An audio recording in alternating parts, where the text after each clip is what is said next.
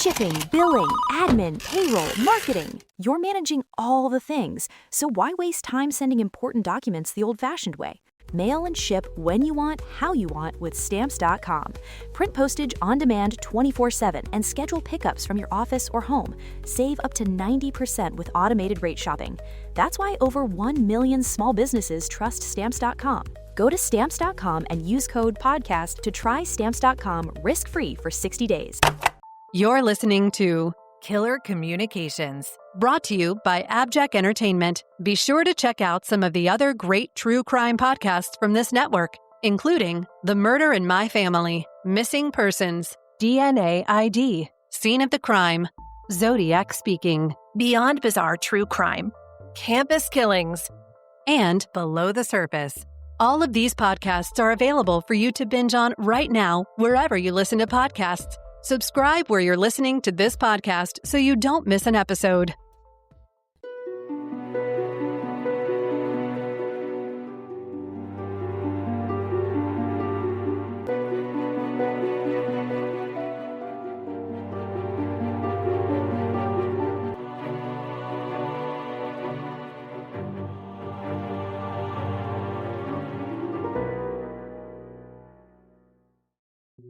Two years after the 1988 murder of 8-year-old April Marie Tinsley in Fort Wayne, Indiana, the disturbing phrase, "I kill April Marie Tinsley, I will kill again," was found scrawled on a barn door 10 miles from where her body was found. Years later, in 2004, several little girls in the area resembling April received notes in the same handwriting, threatening that they would be the next victim. But while terrifying, these horrific notes would eventually lead investigators to April's killer. Chapter 1. A Murdered Innocent. April 1st, 1988 was a rainy day in Fort Wayne, Indiana, and 8-year-old April Marie Tinsley was spending the afternoon at her friend's house on Hogan Avenue, and they decided to walk down the street to a third friend's house. But halfway there, April realized she'd forgotten her umbrella, so she ran back to her friend's house to retrieve it. But she never arrived to pick up the umbrella, and she never went home. By 3:30 that day, her parents and several neighbors had searched all over the neighborhood, but found no evidence of where April had gone. They immediately called police to report her missing, and a massive search began for the little girl. April was blonde-haired, blue-eyed, and was last seen wearing a blue turtleneck with a red jacket, blue pants with heart decals, and pink sneakers. And over 250 police officers and 50 volunteers scoured the area looking for any signs of April. When one witness told police they had seen a child matching April's description being forced into a blue pickup truck around the time she'd gone for the umbrella, a detailed search was conducted on all owners of blue pickup trucks in the area. But unfortunately, no leads came in connecting someone to that truck. And before police could do much more, a jogger running along County Road 68 in rural DeKalb County called police on April 4th to say they'd found the body of a little girl. She'd been dumped around 15 feet from the road in a water-filled ditch and looked to be dressed in clothing similar to that April Tinsley was wearing. Investigators were quickly able to confirm that the body in the ditch was indeed April's, and they had to deliver the devastating news to her parents. And aside from the grief that she was found dead, what had been done to her before she died was terrible. Her autopsy revealed that she had been sexually assaulted and been strangled to death. Though clothed when she was found, she was missing a sneaker, which was found 200 feet from her body, and her underwear were on inside out, leading investigators to believe that she had been killed elsewhere, and her killer had clumsily redressed her after her death before dumping her in the ditch. But who had abducted and murdered this little girl was completely unknown, and residents of that area became fearful, knowing that a monster might be moving amongst them. Chapter 2. A Chilling Message. Despite a cash reward for information on little April's killer, and an exhaustive search by both local police and the FBI to find the potential blue pickup truck seen at both the street of April's last known location and on the highway where her body was found, there was no movement on her case for over 2 years. But in May 1990, investigators were called to a barn about 10 miles from Fort Wayne. There they found a sinister note. Written in crayon on the barn's peeling paint were large, misspelled words with backward letters and no punctuation. The message read, "I kill 8-year-old April Marie Tinsley. Did you find the other shoe? Ha ha. I will kill again." Detectives believe that April's killer was indeed the writer of this message. They had never released to the public that April had been missing one of her sneakers. The FBI's Behavioral Analysis Unit concluded that while the writer most likely used misspellings and backwards letters on purpose to make the message seem more childish, hints to the writer's normal writing patterns could still be detected. They believe this particular writing style belonged to a white male native to the United States and probably pointed to someone with a lower educational and intellectual level. It also showed that the killer wanted notoriety for his crime and was taunting the police that they hadn't been able to find him yet. But while the FBI did have a composite sketch of a white man in his 30s from a witness who allegedly saw the man who forced April into his pickup truck, this information did not help narrow down a field of suspects. All it provided was a personality type to look out for when they had a suspect of interest. Chapter 3. A Long Wait. As the years marched on and April's murder case remained unsolved, Fort Wayne police received over 5 tips a week in April's case, and several Indiana investigators spent a huge portion of their career in trying to find her killer. Lead detective Dan Camp worked her case tirelessly for 5 years, hunting down every potential lead and tip, only to hit a dead end over and over again. To keep himself motivated, Detective Camp kept the photo of April on his desk and often took her files home with him, going over the information multiple times a week to see if anything he'd missed would show up in a new investigative direction. The more dead ends he hit, the more obsessed with bringing her killer to justice he became, and eventually, his mental health suffered from the strain. In 1995, he relinquished April's case to a new detective, feeling that he would go insane if he didn't take a step back. As multiple detectives took April's case over a 20-year period, resources were exhausted in following up hundreds of leads, but all they had to show for their work were 2 suspects who ended up being ruled out. But just as police investigating April's case were mentally distraught by her killer being at large for so long, her unsolved murder destroyed April's family. Her parents, Janet and Mike, faced backlash and blame from their community for letting April play outside without adult supervision, and her younger brother, Paul, exhibited signs of emotional disturbance after her murder. The press coverage and constant media attention made it impossible for the family to do basic tasks like grocery shopping, so they moved to Tennessee in 1990 to escape the publicity. But once out of the public eye, the blaming turned inward. Janet and Mike argued constantly over what could have been done to prevent April's murder. The strain became unbearable, and the couple divorced. As a new decade dawned and April's case remained unsolved, her family lost all hope that there would be justice for their daughter. But in 2004, the killer would resurface, and this time, he would leave viable evidence that would eventually help solve the case.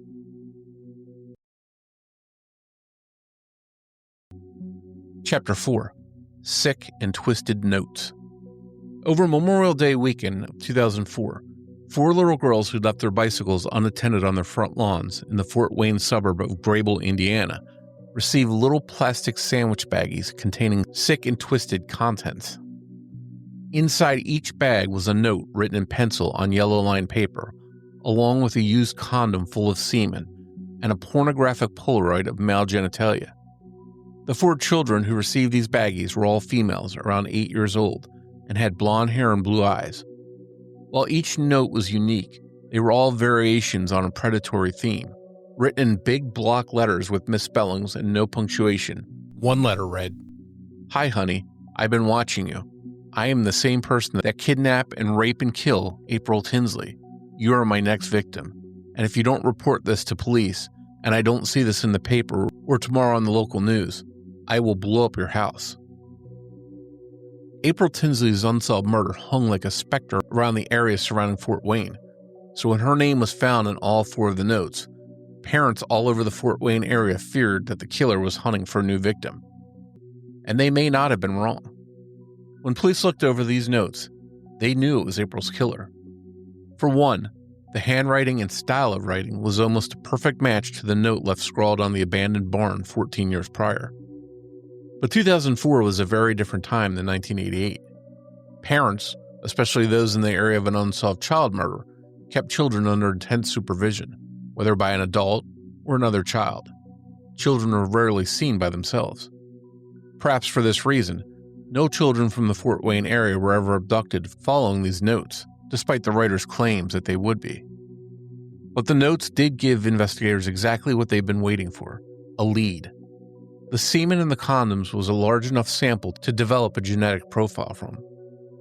The Polaroid pictures also provided investigators with some information about the letter writer. He was a white man around age 45 to 50 and between 185 to 190 pounds. These photos also revealed a distinct paisley bedspread in the background. Would these clues finally be enough to catch April's killer? Police hope so. Chapter 5. America's Most Wanted. The semen found in the condoms was sent out to a lab for DNA testing, and the handwritten notes were dusted for prints. Unfortunately, the prints that were recovered from the letters didn't match any found in a criminal database. So the FBI went to the public for help. They posted the corner of the lewd photo showing the paisley bedspread, asking if anyone knew someone who owned a bedspread with that distinct pattern, and also went to local manufacturers and hotels to find out if there were others like it. Police also asked the public to reach out to them about anyone who favored using Polaroid cameras, as they were mostly obsolete in 2004. While the FBI worked a national angle, local police pulled reports of misdemeanor offenses occurring in the Fort Wayne area between 1988 and 2004 to see if a triangulation could be made from suspects accused of trespassing, indecent exposure, or fetish trophy theft. But they found that there were thousands of cases, too numerous for any particular person to stand out. Luckily for investigators, the semen from the condoms provided a DNA profile that matched the DNA found in April's underwear 14 years prior. They finally had the killer's DNA. The downside was that there was no hits in CODIS to get the killer's name. But this time, law enforcement had a lot more evidence.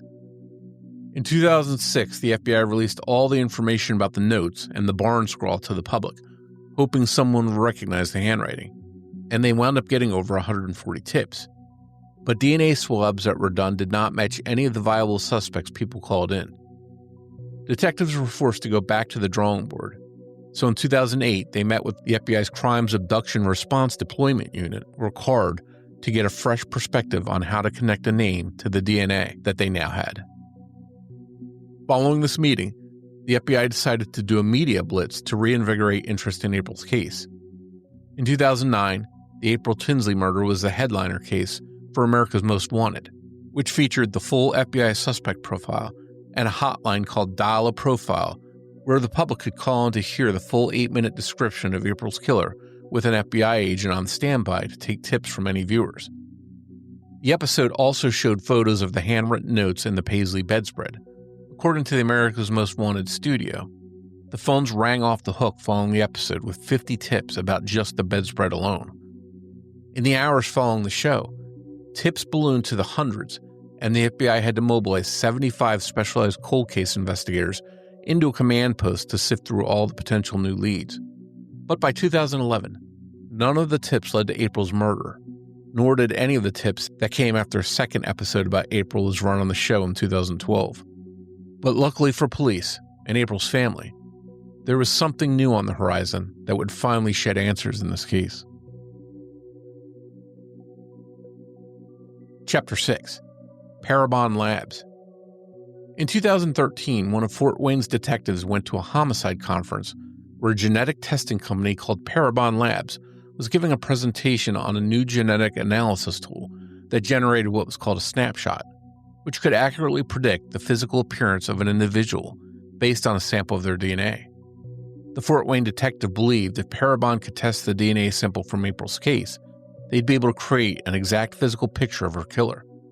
This might enable better wanted posters to be distributed to the public and would hopefully finally bring her murderer to justice. A year later, in August 2014, Parabon completed their analysis and provided police with a computer-generated photo of April's killer. It was the first time in 26 years that investigators finally saw the face April may have fearfully looked into all those years ago. Unfortunately, this image still didn't generate many leads. The latest efforts with the help of Parabon had failed, or so it seemed until May 2018, when Parabon Labs contacted Fort Wayne detectives about a new technology, forensic genealogy. Use of this new technique had solved the Golden State Killer case only a month prior, and they hoped that they would have similar success in April's case. Parabon explained their goal was to find at least one distant relative of the killer through his DNA profile. They would then use traditional genealogy to trace the family tree from this relative to the closest living relative who shared the highest amount of DNA with the killer's sample. And while investigators were hoping to get the name of a grandparent or parent that they could then use to gain access to the killer himself, Parabon surprised them by providing the names of two brothers with the surname Miller from the Fort Wayne area who were still alive and residing there, John Miller and his younger brother, JP. In all the years of investigation, none of the people working the case had ever heard of these men or their family. Now that detectives had two viable suspects, it was up to what they called good old-fashioned police work to figure out which brother had abducted, raped, and murdered an 8-year-old little girl in 1988.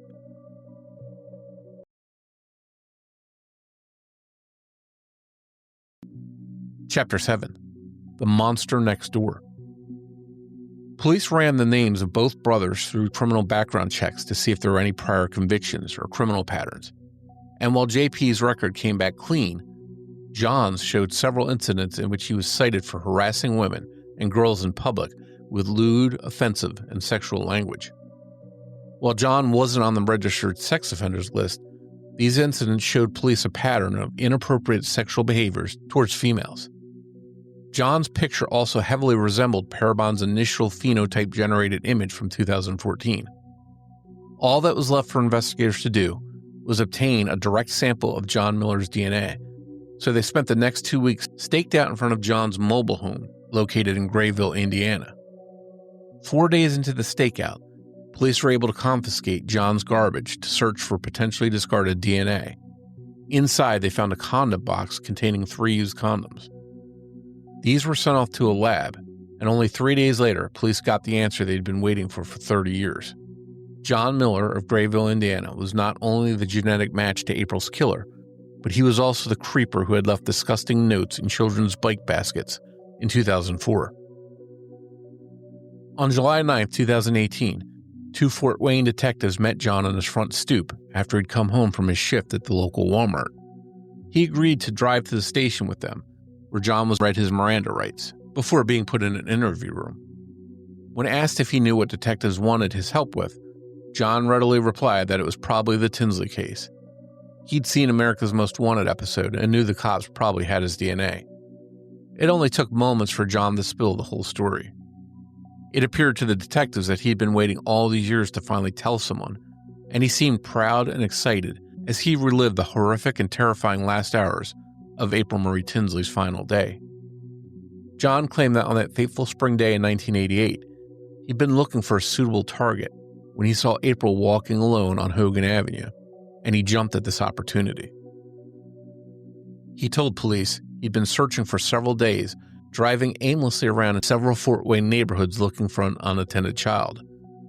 April was exactly what he'd been waiting for, so he quickly parked and fisted a letter opener that looked like a knife. He grabbed April, showed her what she thought was a knife, and forced her into the car. He then drove her to his trailer where he raped the little girl in his bedroom before strangling her to death so that she couldn't tell anyone what he'd done. He detailed that it had taken 10 minutes for April to die, and after he knew she was dead, he once again assaulted the little girl's body. Detectives listening to this proud confession by this monster undoubtedly were unnerved by what he was saying, but he carried on with his confession. He told them that when night fell, he put April's body in his car, drove several miles, and dumped her in the flooded ditch off County Road 68 in the early morning dark of April 2nd, 1988. But when he didn't see her story on the news, he told detectives he drove back to the drop site to make sure her body was still there. During this drive, John realized April's sneaker was still in his vehicle, so he threw it out the window before returning to his trailer and continuing with his life as if nothing had happened. Detectives asked if he'd ever abducted anyone else, as there had been several other child abductions around the same time as April's. John wasn't shy about sharing how he often trolled neighborhoods looking for unattended little girls, and he admitted he actually almost abducted 6 other girls following April's murder, but a parent, sibling, or friend always came along at the last second, spoiling his plans. According to Miller, he had never obtained success after abducting April.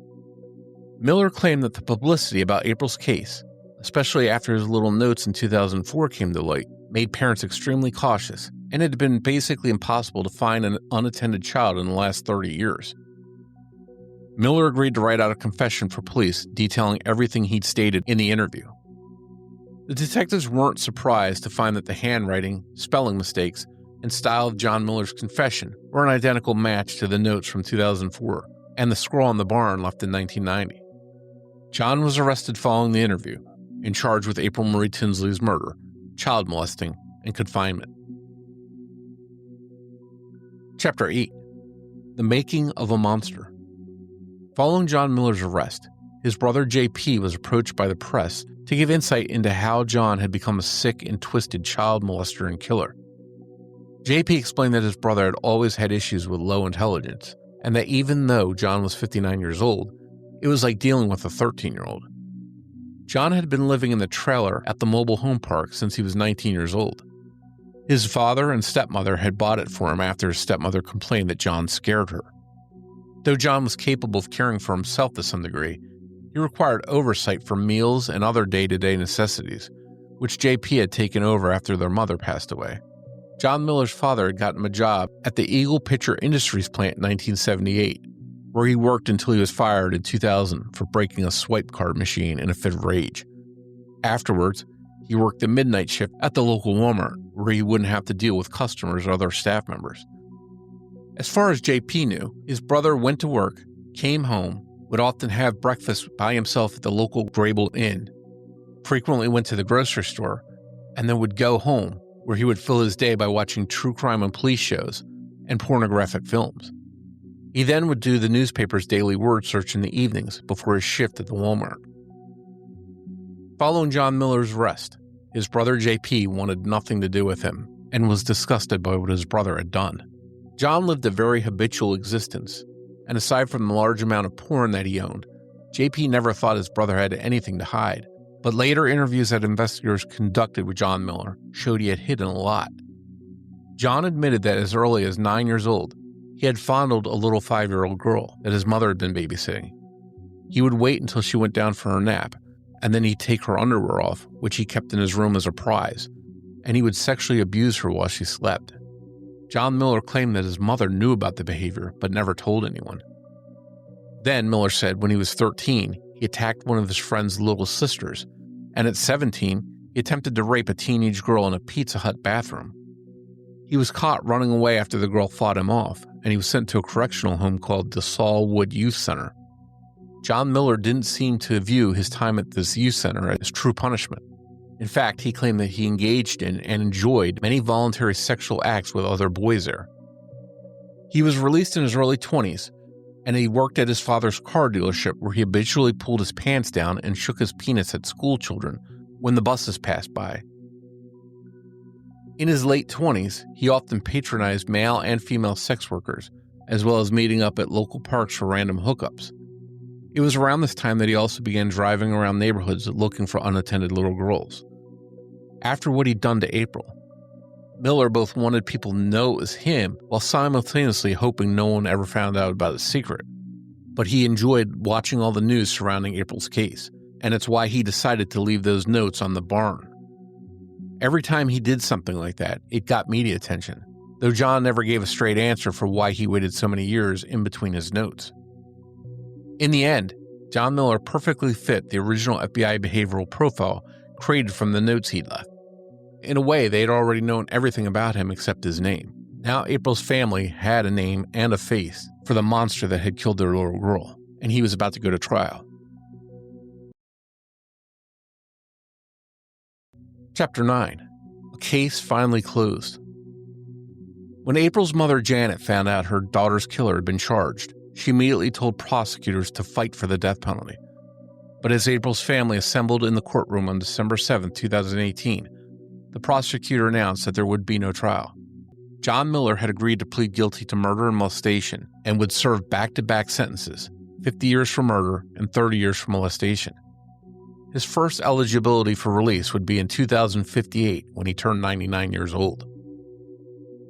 While April's parents were enraged that they would not see Miller get the death penalty, the prosecution explained that the plea was ideal. It guaranteed a conviction and the fact that Miller would die in jail and receive no leniency. If he had gotten a jury trial with a death sentence, his case, if he was found guilty, would have been subject to multiple appeals and delays, as well as allow him to access legal proceedings that might lessen or change his sentence. Though the Tinsleys remain angry about the sentence, there was some peace in knowing the man who took their daughter's life was finally serving time for his crimes, and the Tinsley family expressed immense gratitude to the investigators who never gave up on April's case. Because of investigators' dedication over the span of 3 decades, John Miller, April's killer, was finally apprehended and will never be able to terrorize the city of Fort Wayne again. The monster that had taken April's life was finally behind bars. Unfortunately, he wouldn't stay there, having years to think about what he did. In September 2025, John D. Miller died from natural causes. He was 66 years old. Some celebrated the death, believing that he didn't deserve to breathe the air that everyone else did, and they were happy that he was off the taxpayers' dime. But other people had hoped that he would get the chance to rot behind bars for decades. Unfortunately, that didn't happen. One way or another, John D. Miller was gone, and for April's loved ones, the focus could once again turn towards her memory and honoring it. In 2015, while she was waiting for answers, April's mother, Janet, created a memorial to her daughter called April's Garden. Located in the Hoagland Masterson neighborhood in Fort Wayne, the memorial features a brick path lined by flower gardens and 2 stone benches. In 2018, after John Miller's arrest, Janet hosted a memorial walk at April's Garden to celebrate the closing of her case. And 2 days after he was arrested, the Fairfield Elementary School that April had attended planted a pink magnolia tree and installed a memorial bench in April's memory. In 2019, 9 members from April's investigative team were awarded the National Policing Award for their tireless pursuit of April's killer over 3 decades. For 3 decades, Fort Wayne feared that a monster was amongst them and would strike again after killing April Marie Tinsley. Thankfully, the monster was revealed and was punished for what he did.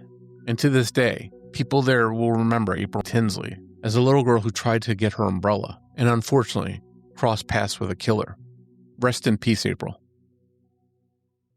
For our listeners who may want more information on the forensic investigation of the April Marie Tinsley, we'd recommend you check out episodes 21 and 22 of Jessica Betancourt's podcast, DNA ID. She gives a very detailed accounting of April's case and the search for her killer. You can also check out episode 16 of my podcast, The Murder of My Family, in which I had the honor of speaking to April's mom, Janet. I'll leave links to these episodes in the show notes. Thanks for listening to this first episode of Season 2 of Killer Communications. I want to let you know that there's a special bonus episode, The Case of Anna Kane, available right now, exclusively to AbJack Insider members. With an AbJack Insider subscription through Apple Podcast, you'll get early, ad-free, and bonus episodes of not only this show, but to every show on the AbJack network of shows. For only $4.99 a month or $49.99 a year, you'll unlock all these benefits, and you can start with a free trial. Head over to Apple Podcast and search for AbJack Entertainment to get started. We'll also have a link in the show notes. Is there a case with an unexplained communication that you'd like us to cover? Please take the time to rate and review the show, and in your comments, let us know what case you'd like us to explore. You can also make your voice heard on social media. We're on every major platform. Just search for Killer Communications on your favorites. You can also contact us through our website, killercommunicationspodcast.com. We'll see you back here in 2 weeks with an all-new episode of Killer Communications. Killer Communications is narrated and produced by Mike Morford for AbJack Entertainment. It's researched and written by Abigail Belcastro. Be sure to visit the show's website, killercommunicationspodcast.com, for past episodes, social media links, show news, and more.